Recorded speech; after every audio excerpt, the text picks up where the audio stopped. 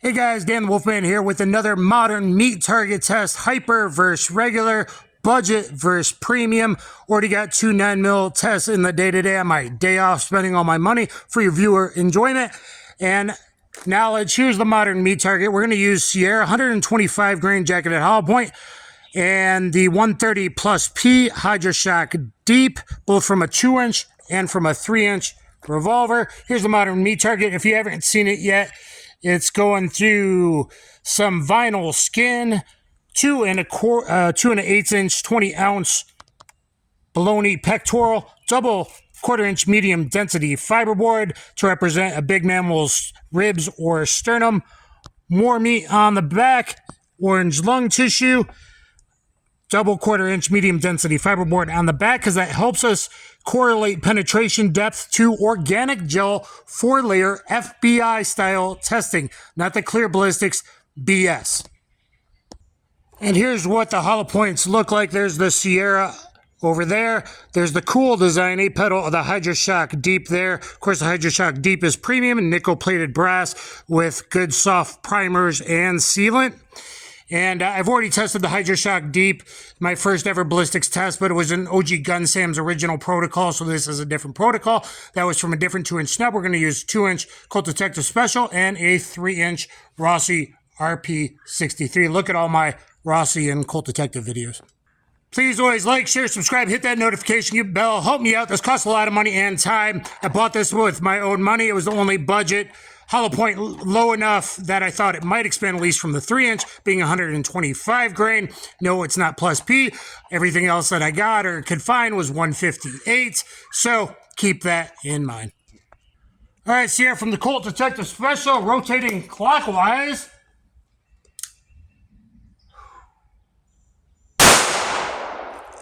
And now the Hydrashok Deep on the right.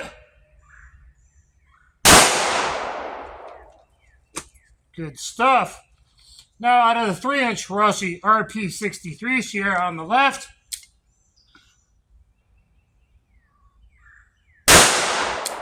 Hydrashok Deep on the right. And hopefully those are good solid hits through our meat target. Let's start the dissection.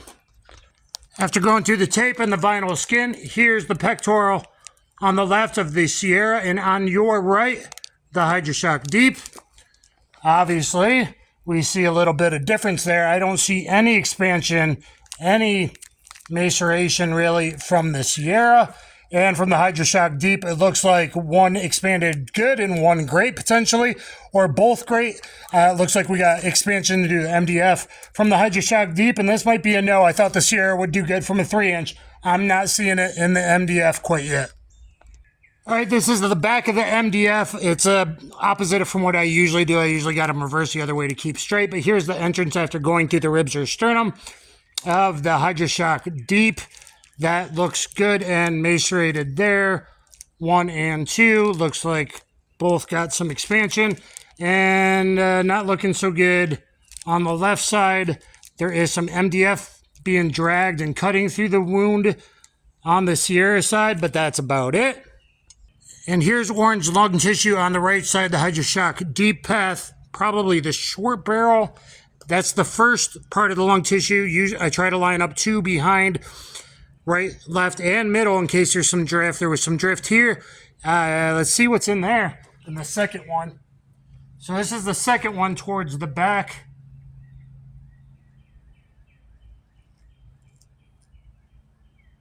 Got a little bit of jacket. Not much.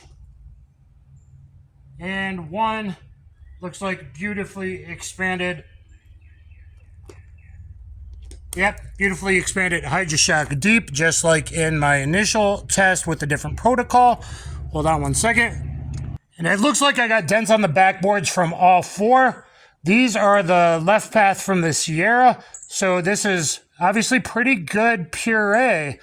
Until I recover the bullets, I'm not sure, but this could be from tumbling because this looks like quite a bit of damage on the Sierra side on these 2 oranges here. Why do I make my test so hard? Because I want to know it works in the real world. That's because the body's not heterogeneous, okay? It's very different. So, or I'm sorry, it's not homogeneous. So anyway, this could be like a pericardium or the actual lung tissue itself. And lo and behold, in there, I found another pretty beautifully expanded Hydrashok Deep, though it looks like one petal ripped off, a little deformation on that side. As I said, I do got 4 dents in the back. It looks like everything got approximately 12 inches comparative correlation organic gel heavy clothing FBI style testing. Found one of these Sierras and that is very deformed on one side.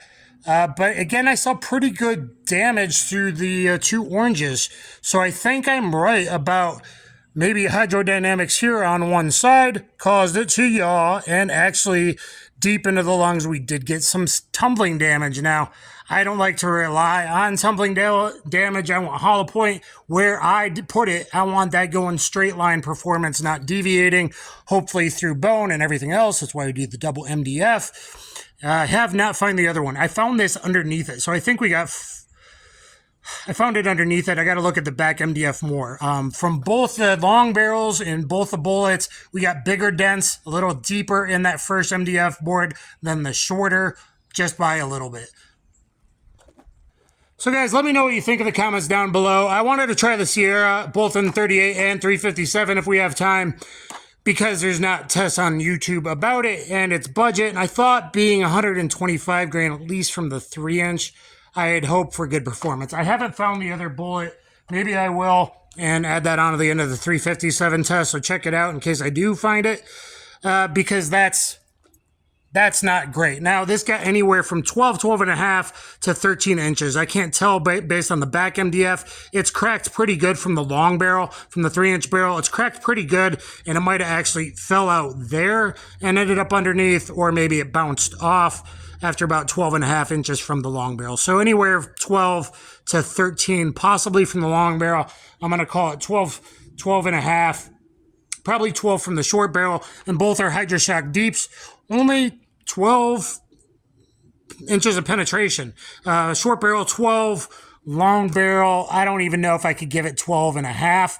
Now, if you look at my organic gel data I got from Chris Locke at Federal, I think you can trust that a lot better than that Clear Ballistics BS. I try to give you a real world style test. Worst case scenario, big guy like me having to go through that sternum. You know, we're going through a lot of MDF. We're going through tough skin. I think it's really important stuff.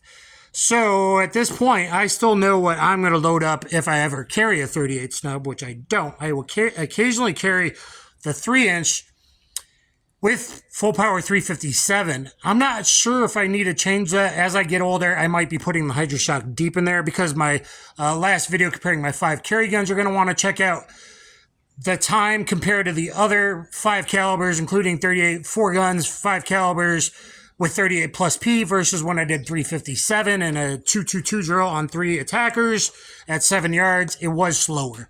I've done a lot of faster splits with bill drills and stuff in the past, but with 357, it definitely was slower. So that's a debate. So if you're looking for a good 38 plus P round, all of them have expanded. Look at my previous test from the 2-inch, from a different 2-inch, from this 2-inch, from this 3-inch.